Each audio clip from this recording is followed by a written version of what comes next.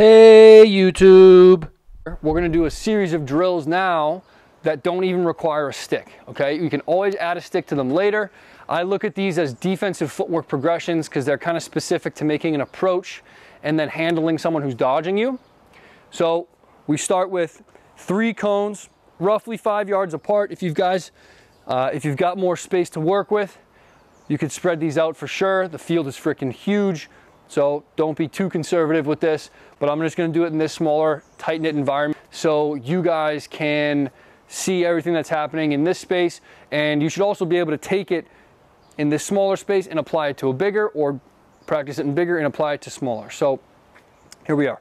So the first one we're gonna do is straight up just linear, okay? Linear speed. So I'm just gonna sprint for 10 yards. We'll call this 10 yards, might be a little less.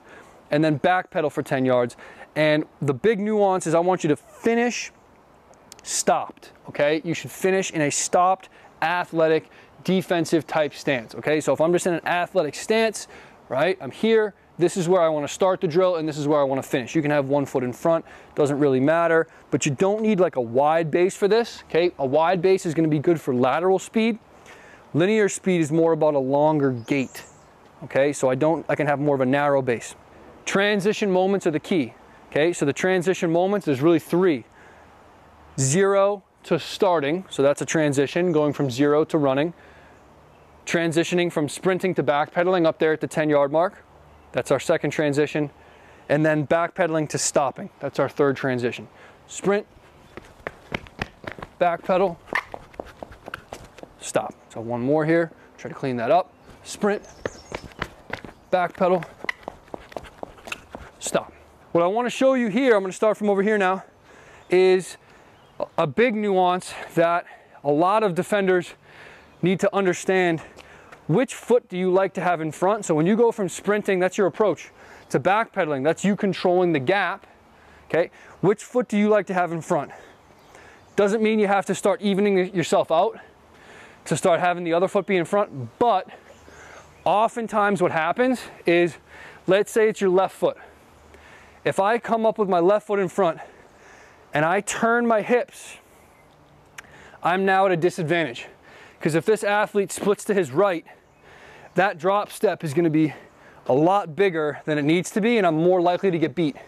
So whichever foot's in front, that's fine, but make sure that your hips stay linear in this moment. Regardless of which foot's in front, your hips should not be turned. This is a strictly linear drill. So that's the nuance with that. Okay, moving right along here. Make this a little bit more of what you would think of as defensive footwork, and we're going to add a shuffle. So I'm going to sprint 10, back pedal 5, and now there's another transition moment here at the 5-yard mark, because I'm going to go from back pedaling to shuffling. So sprint, back pedal, shuffle, stop.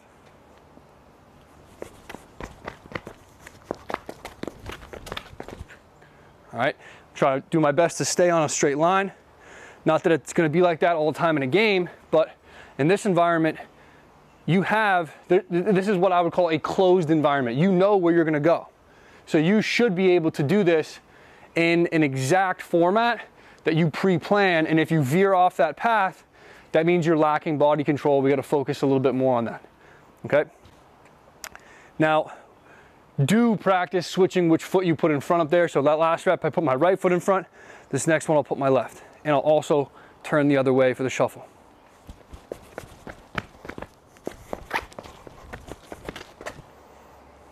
Okay. Next part to this progression is, instead of shuffling, I'm just going to make this a little bit bigger. I'm going to crossover run. So I'm sprinting, I'm backpedaling, and then I'm crossover running. So it's the same amount of transition moments, but to go from a back pedal into a crossover run is a little bit more challenging than to go from a back pedal to a shuffle. All right, sprint, back pedal, crossover run, stop. Go the other way, sprint, back pedal, crossover run, stop. Okay, the detail with that transition moment here, we should be able to do this in one step. I'm going from a back pedal. If I'm going to go this way, it's all on my left foot to be balanced and take me from a back pedal all the way into the start of that crossover run. Okay, it shouldn't take more than one step. Might look something like this if we're a little bit less efficient, where we kind of start to shuffle and then crossover run. Definitely want to try to avoid that, okay? I got one more progression of this, and then we can add the stick in. And what I want you to envision is I'm getting dodged down the alley. And as a defender, hopefully you know this by now, it's really hard to keep someone there. Okay, it takes a lot of discipline not to go for that big push down the alley and open up the opportunity for them to roll back. Okay, what we're gonna do to emphasize that moment is once we stop, okay, what was the end of the drill before, we're now gonna shuffle back upfield. Okay, so the situation is I come up, I break down, I backpedal, they take the alley, I crossover run with them, they put the brakes on and try to roll back, so then I shuffle upfield and I keep them down the alley, okay? So it's sprint, backpedal, crossover run, shuffle.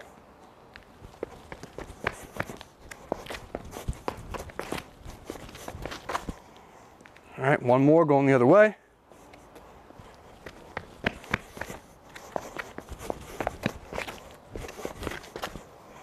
Good. And we can add our stick. You can also add a ball. Okay, good defensive position on the stick, keeping your stick in front. Attackmen, for those of you attackmen that are watching this right now, you need to get good at this, all right? If you think you don't, I'm sorry, but you do, all right? Best attackmen are great riders, and the best riders have great defensive footwork. Everybody plays D. So now, same format, stick in my hands. All right, good defensive stick position. And then once I finish that shuffle, I'll turn and scoop that ground ball.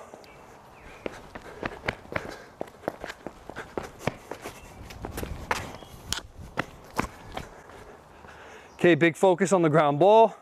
This will be my last rep, this next one, last rep, is scooping it and getting it immediately to triple threat position. Okay? Scoop, get it right to my ear, heads up, ready to make that pass, right? Simple concept, but I'm sure Coach Law has gone over this many times with you guys, but sometimes it slips the mind, especially in a training environment. But this is an opportunity to train the mind to build those really good habits, which if I'm in a ground ball situation, I'm focused on that. That's the only thing. You know, I see where people are, if I can get to that ball, I'm trying to get protected. But that means one of my teammates is watching this from the outside looking in, so he's got a better view of the whole field. So the quicker I can get to triple threat and get that ball to my teammate, the better off my team as a whole will be. Okay, so again, I'm training my mind to pick up ground balls and get to triple threat, because that's a great habit to get in. All right, last rep here.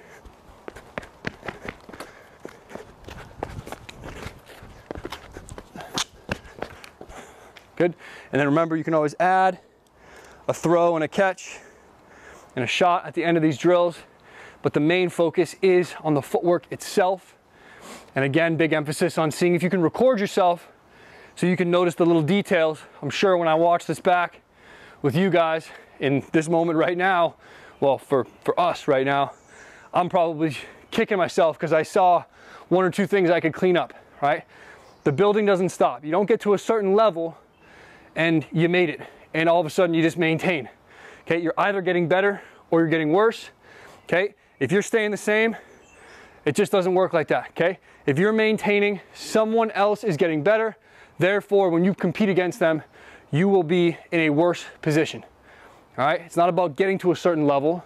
It's about, it's not about getting to a certain level. It's about producing at that next level. Okay, getting results, getting wins, picking up ground balls, shutting opponents down, putting up numbers, all right? Giving yourself realistic yet lofty goals that you can attain if you put the work in, you stay disciplined, all that good stuff, right? But there's just no way you're gonna go into your backyard and set this stuff up and practice it with purpose, right? Not just going through the motions, practicing it with purpose. I don't see that you're gonna do that unless you set those goals for yourself that you're actually trying to attain.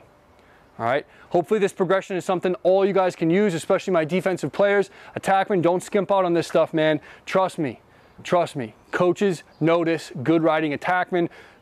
I've seen attackmen get fantastic playing time that weren't even good attackmen because they were so good at riding. Be the player that works on being a well-rounded lacrosse player. As some of you probably already know, you don't even know what position you are, right? You don't know what position you are. You think you do, right? But you might play for a new coach next year that's like, oh, actually, you're gonna play this new role. And if you're not willing to change and grow in these areas, then you're just not gonna see the field, right? So it's not about me trying to be a hardo, you know, with my mohawk and be, hey, you need to do this, you need to do that.